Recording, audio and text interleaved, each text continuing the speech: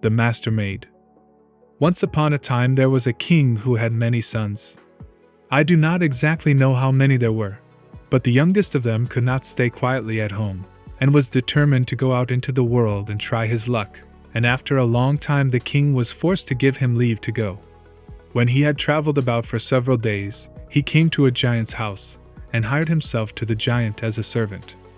In the morning the giant had to go out to pasture his goats, and as he was leaving the house he told the king's son that he must clean out the stable. And after you have done that, he said, you need not do any more work today, for you have come to a kind master, and that you shall find. But what I set you to do must be done both well and thoroughly, and you must on no account go into any of the rooms which lead out of the room in which you slept last night. If you do, I will take your life. Well, to be sure, he is an easy master, said the prince to himself as he walked up and down the room humming and singing, for he thought there would be plenty of time left to clean out the stable.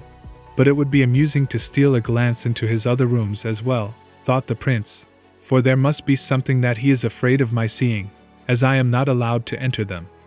So he went into the first room. A cauldron was hanging from the walls. It was boiling, but the prince could see no fire under it. I wonder what is inside it, he thought, and dipped a lock of his hair in, and the hair became just as if it were all made of copper. That's a nice kind of soup. If anyone were to taste that his throat would be gilded, said the youth, and then he went into the next chamber. There, too, a cauldron was hanging from the wall, bubbling and boiling, but there was no fire under this either. I will just try what this is like too, said the prince, thrusting another lock of his hair into it, and it came out silvered over. Such costly soup is not to be had in my father's palace, said the prince. But everything depends on how it tastes. And then he went into the third room. There, too, a cauldron was hanging from the wall, boiling, exactly the same as in the two other rooms, and the prince took pleasure in trying this also, so he dipped a lock of hair in, and it came out so brightly gilded that it shone again. Some talk about going from bad to worse, said the prince, but this is better and better. If he boils gold here, what can he boil in there? He was determined to see, and went through the door into the fourth room. No cauldron was to be seen there, but on a bench someone was seated who was like a king's daughter. But whosoever she was so beautiful that never in the prince's life had he seen her equal. Oh, in heaven's name, what are you doing here? Said she who sat upon the bench. I took the place of servant here yesterday, said the prince.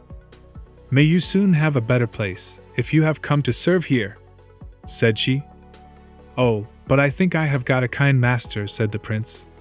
He has not given me hard work to do today. When I have cleaned out the stable I shall be done. Yes, but how will you be able to do that? She asked again. If you clean it out as other people do, 10 pitchforks full will come in for every one you throw out. But I will teach you how to do it. You must turn your pitchfork upside down, and work with the handle, and then all will fly out of its own accord. Yes, I will attend to that, said the prince, and stayed sitting where he was the whole day, for it was soon settled between them that they would marry each other, he and the king's daughter. So the first day of his service with the giant did not seem long to him. But when evening was drawing near she said that it would now be better for him to clean out the stable before the giant came home. When he got there he had a fancy to try if what she had said were true, so he began to work in the same way that he had seen the stable boys doing in his father's stables. But he soon saw that he must give up that, for when he had worked a very short time he had scarcely any room left to stand. So he did what the princess had taught him, turned the pitchfork round, and worked with the handle, and in the twinkling of an eye the stable was as clean as if it had been scoured. When he had done that, he went back again into the room in which the giant had given him leave to stay, and there he walked backward and forward on the floor, and began to hum and sing. Then came the giant home with the goats. Have you cleaned the stable? Asked the giant. Yes, now it is clean and sweet, master, said the king's son. I shall see about that, said the giant, and went round to the stable. But it was just as the prince had said. You have certainly been talking to my master maid, for you never got that out of your own head, said the giant. Master maid? What kind of a thing is that, master? Said the prince, making himself look as stupid as an ass. I should like to see that. Well, you will see her quite soon enough, said the giant. On the second morning the giant had again to go out with his goats. So he told the prince that on that day he was to fetch home his horse, which was out on the mountainside, and when he had done that he might rest himself for the remainder of the day, for you have come to a kind master, and that you shall find, said the giant once more. But do not go into any of the rooms that I spoke of yesterday, or I will wring your head off, said he, and then went away with his flock of goats. Yes, indeed, you are a kind master, said the prince, but I will go in and talk to the Master Maid again. Perhaps before long she may like better to be mine than yours. So he went to her. Then she asked him what he had to do that day. Oh, not very dangerous work, I fancy, said the king's son. I have only to go up the mountainside after his horse. Well, how do you mean to set about it?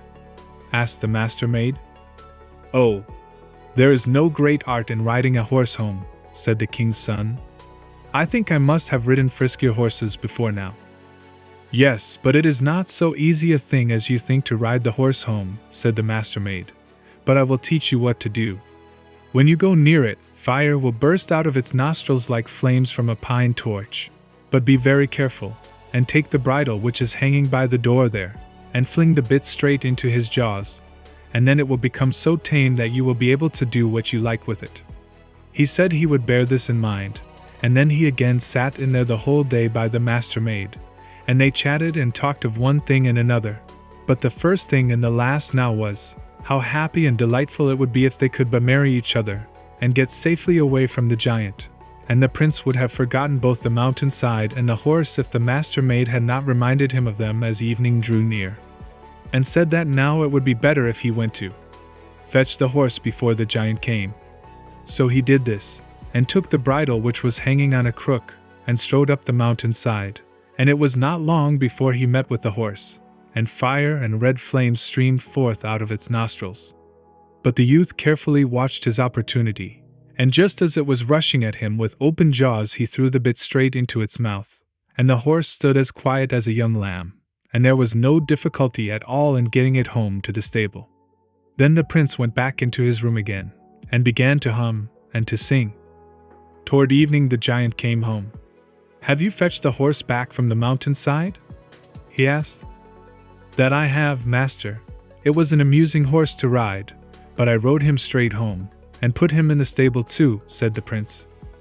I will see about that, said the giant, and went out to the stable, but the horse was standing there just as the prince had said.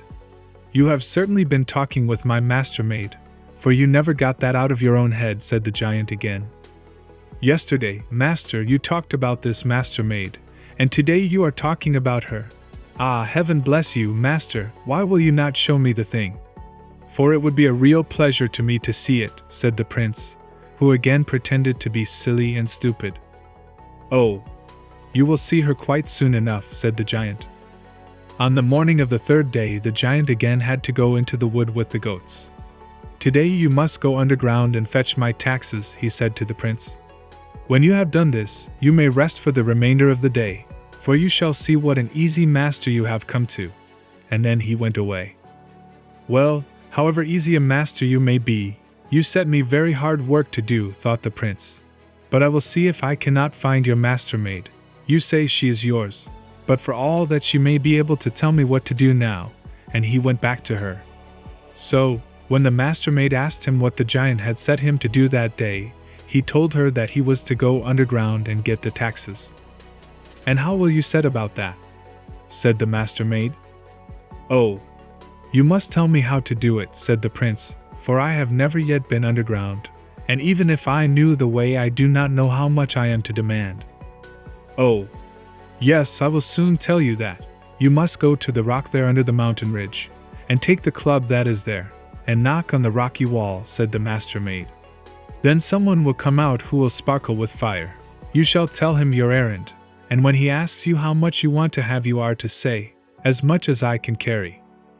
Yes, I will keep that in mind, said he, and then he sat there with the Master Maid the whole day, until night drew near, and he would gladly have stayed there till now if the Master Maid had not reminded him that it was time to be off to fetch the taxes before the giant came. So he set out on his way, and did exactly what the Master Maid had told him. He went to the rocky wall, and took the club, and knocked on it. Then came one so full of sparks that they flew both out of his eyes and his nose. "What do you want?" said he. "I was to come here for the giant, and demand the tax for him," said the king's son. "How much are you to have then?" said the other. "I ask for no more than I am able to carry with me," said the prince. "It is well for you that you have not asked for a horse load," said he who had come out of the rock. "But now come in with me." This the prince did, and what a quantity of gold and silver he saw! It was lying inside the mountain like heaps of stones in a waste place, and he got a load that was as large as he was able to carry, and with that he went his way. So in the evening, when the giant came home with the goats, the prince went into the chamber and hummed and sang again as he had done on the other 2 evenings. "Have you been for the tax?" said the giant. "Yes, that I have, master," said the prince. "Where have you put it then?" said the giant again. "The bag of gold is standing there on the bench," said the prince. "I will see about that," said the giant, and went away to the bench, but the bag was standing there, and it was so full that gold and silver dropped out when the giant untied the string. "You have certainly been talking with my Master Maid," said the giant, "and if you have I will wring your neck." "Master Maid?" said the prince. "Yesterday my master talked about this Master Maid, and today he is talking about her again, and the first day of all it was talk of the same kind. I do wish I could see the thing myself," said he. "Yes, yes, wait till tomorrow," said the giant, "and then I myself will take you to her." "Ah, master, I thank you, but you are only mocking me," said the king's son. Next day the giant took him to the Master Maid. "Now you shall kill him, and boil him in the great big cauldron you know of, and when you have got the broth ready give me a call," said the giant. Then he lay down on the bench to sleep, and almost immediately began to snore so that it sounded like thunder among the hills. So the Master Maid took a knife, and cut the prince's little finger, and dropped 3 drops of blood upon a wooden stool. Then she took all the old rags, and shoe soles, and all the rubbish she could lay hands on, and put them in the cauldron. And then she filled a chest with gold dust, and a lump of salt, and a water flask which was hanging by the door, and she also took with her a golden apple, and 2 gold chickens. And then she and the prince went away with all the speed they could, and when they had gone a little way they came to the sea, and then they sailed, but where they got the ship from I have never been able to learn. Now, when the giant had slept a good long time, he began to stretch himself on the bench on which he was lying. "Will it soon boil?" said he. "It is just beginning," said the first drop of blood on the stool. So the giant lay down to sleep again, and slept for a long, long time. Then he began to move about a little again. "Will it soon be ready now?" said he. But he did not look up this time any more than he had done the first time, for he was still half asleep. "Half done," said the second drop of blood, and the giant believed it was the Master Maid again, and turned himself on the bench, and lay down to sleep once more. When he had slept again for many hours, he began to move and stretch himself. "Is it not done yet?" said he. "It is quite ready," said the third drop of blood. Then the giant began to sit up and rub his eyes, but he could not see who it was who had spoken to him, so he asked for the Master Maid, and called her. But there was no one to give him an answer. "Ah, well, she has just stolen out for a little," thought the giant, and he took a spoon, and went off to the cauldron to have a taste. But there was nothing in it but shoe soles, and rags, and such trumpery as that, and all was boiled up together, so that he could not tell whether it was porridge or milk pottage. When he saw this, he understood what had happened, and fell into such a rage that he hardly knew what he was doing. Away he went after the prince and the Master Maid so fast that the wind whistled behind him, and it was not long before he came to the water, but he could not get over it. "Well, well, I will soon find a cure for that. I have only to call my river sucker," said the giant, and he did call him. So his river sucker came and lay down, and drank 1, 2, 3 draughts, and with that the water in the sea fell so low that the giant saw the Master Maid and the prince out on the sea in their ship. "Now you must throw out the lump of salt," said the Master Maid, and the prince did so, and it grew up into such a great high mountain right across the sea that the giant could not come over it, and the river sucker could not drink any more water. "Well, well, I will soon find a cure for that," said the giant. So he called to his hill borer to come and bore through the mountain so that the river sucker might be able to drink up the water again. But just as the hole was made, and the river sucker was beginning to drink, the Master Maid told the prince to throw 1 or 2 drops out of the flask, and when he did this the sea instantly became full of water again, and before the river sucker could take 1 drink they reached the land and were in safety. So they determined to go home to the prince's father, but the prince would on no account permit the Master Maid to walk there, for he thought that it was unbecoming either for her or for him to go on foot. "Wait here the least little bit of time, while I go home for the 7 horses which stand in my father's stable," said he. "It is not far off, and I shall not be long away, but I will not let my betrothed bride go on foot to the palace." "Oh, no, do not go, for if you go home to the king's palace you will forget me, I foresee that." "How could I forget you? We have suffered so much evil together, and love each other so much," said the prince, and he insisted on going home for the coach with the 7 horses, and she was to wait for him there, by the seashore. So at last the Master Maid had to yield, for he was so absolutely determined to do it. "But when you get there you must not even give yourself time to greet anyone, but go straight into the stable, and take the horses, and put them in the coach, and drive back as quickly as you can. For they will all come round about you, but you must behave just as if you did not see them, and on no account must you taste anything, for if you do it will cause great misery both to you and to me," said she, and this he promised. But when he got home to the king's palace one of his brothers was just going to be married, and the bride and all her kith and kin had come to the palace, so they all thronged round him, and questioned him about this and that, and wanted him to go in with them. But he behaved as if he did not see them, and went straight to the stable, and got out the horses and began to harness them. When they saw that they could not by any means prevail on him to go in with them, they came out to him with meat and drink, and the best of everything that they had prepared for the wedding. But the prince refused to touch anything, and would do nothing but put the horses in as quickly as he could. At last, however, the bride's sister rolled an apple across the yard to him, and said, "As you won't eat anything else, you may like to take a bite of that, for you must be both hungry and thirsty after your long journey." And he took up the apple and bit a piece out of it. But no sooner had he got the piece of apple in his mouth than he forgot the Master Maid and that he was to go back in the coach to fetch her. "I think I must be mad. What do I want with this coach and horses?" said he, and then he put the horses back into the stable, and went into the king's palace. And there it was settled that he should marry the bride's sister, who had rolled the apple to him. The Master Maid sat by the seashore for a long, long time, waiting for the prince, but no prince came. So she went away, and when she had walked a short distance she came to a little hut which stood all alone in a small wood, hard by the king's palace. She entered it, and asked if she might be allowed to stay there. The hut belonged to an old crone, who was also an ill-tempered and malicious troll. At first she would not let the Master Maid remain with her, but at last, after a long time, by means of good words and good payment, she obtained leave.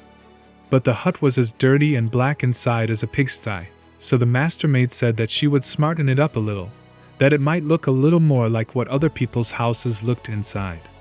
The old crone did not like this either. She scowled, and was very cross, but the Master Maid did not trouble herself about that. She took out her chest of gold, and flung a handful of it or so into the fire, and the gold boiled up and poured out over the whole of the hut, until every part of it both inside and out was gilded. But when the gold began to bubble up the old hag grew so terrified that she fled as if the evil one himself were pursuing her, and she did not remember to stoop down as she went through the doorway, and so she split her head and died.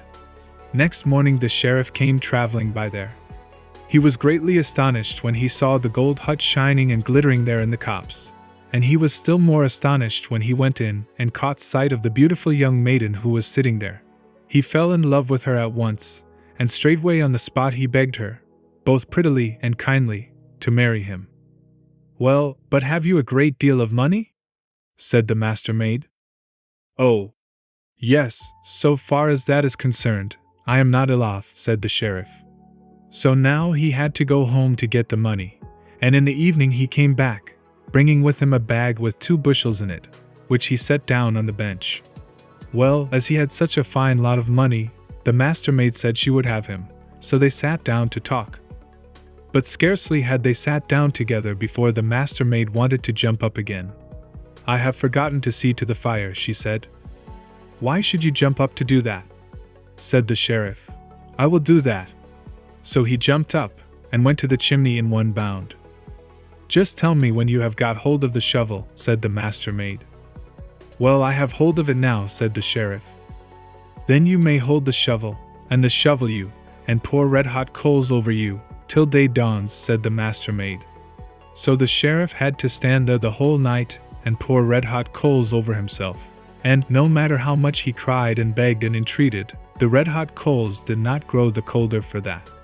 When the day began to dawn, and he had power to throw down the shovel, he did not stay long where he was, but ran away as fast as he possibly could, and everyone who met him stared and looked after him, for he was flying as if he were mad, and he could not have looked worse if he had been both flayed and tanned, and everyone wondered where he had been, but for very shame he would tell nothing.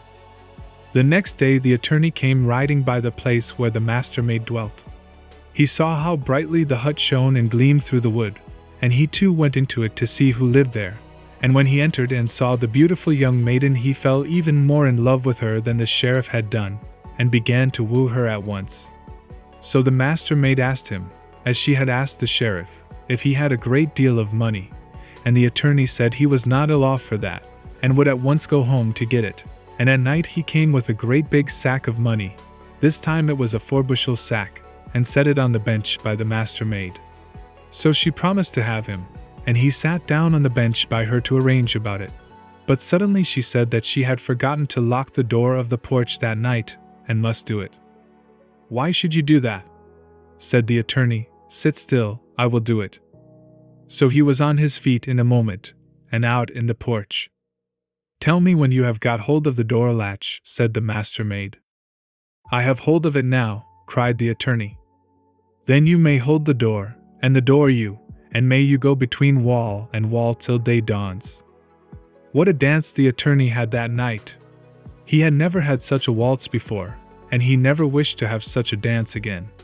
Sometimes he was in front of the door, and sometimes the door was in front of him, and it went from one side of the porch to the other, till the attorney was well nigh beaten to death. At first he began to abuse the Master Maid, and then to beg and pray, but the door did not care for anything but keeping him where he was till break of day. As soon as the door let go its hold of him, off went the attorney. He forgot who ought to be paid off for what he had suffered. He forgot both his sack of money and his wooing, for he was so afraid lest the house door should come dancing after him. Everyone who met him stared and looked after him, for he was flying like a madman, and he could not have looked worse if a herd of rams had been butting at him all night long.